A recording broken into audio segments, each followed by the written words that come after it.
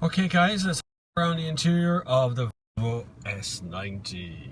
There is the touchscreen that everybody raves on about, which I quite like the look of it, but some of the functionality is not great. Like sometimes you can just touch something and nothing happens. Like I just did there a second ago, and I can duplicate that again. So, you know, once in a while, it just does nothing. You know, you touch something and nothing happens from it, which is kind of weird.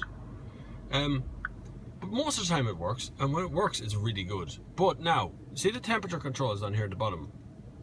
For me to use these, I have to stop looking out the front window because there's no haptic feedback here. So I have no idea if I'm pressing like heated seats like I just did, or this, which changes the temperature. So this is all absolutely beautiful, but I don't know if I'm actually touching it without looking at it. So if I have to look here, I'm not looking out there, out the front window. So that's an issue. But besides that, it is beautiful. You also got the stop start button here, which is, you know, stop that way, start that way. And then you have the drive mode behind that, which when you click this, it changes on the screen here to be an eco, comfort or dynamic. I found comfort to be the most kind of in between of the lot. Obviously it is there on the screen in between the two. It just seems to give you all the feedback you're looking for without having too much of it at the same time. The interior of this is absolutely gorgeous around the edge. It's very, there's plenty room back there for individuals. You've got every possible convenience. It is much more of a 4 than a 5. This booster seat in the middle is not full width of a big bum, so remember that. It is one of the nicest interiors I've sat in quite some time. I would put Audi at the top of the list of interiors. I would put probably Volvo next.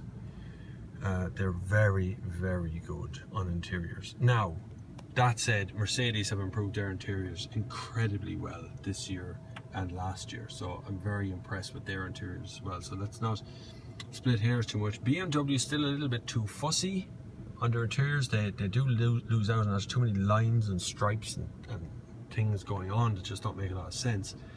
One drawback I don't really like in the Volvo here is that the USB ports are all tucked under this. So they're in here. There is 2 of them, and an aux port, but you have to open that flap to get at them to plug things in. So it's kind of a pain, you know, plugging stuff in and plugging stuff out, and you want to use it or do anything with it. I'm not saying as a driver, but as a passenger, it means you have to straddle cables all over the place. But other than that, it's one of the best interiors I've seen so far. This one has active cruise control, which can be activated by these switches here, which are very, very nice, very good. I love active cruise control. It really does work. Anyway, that's it. If you can subscribe, please, it'd be absolutely beautiful. I'd love you to do that. But also, you can get me on The Next Gear. You can get for patreon.com/The Next Gear, and you can donate money there if you want to keep me independent and free and able to review these cars any way I please, which would be very, very nice. Until the next time, I will see you on the far side.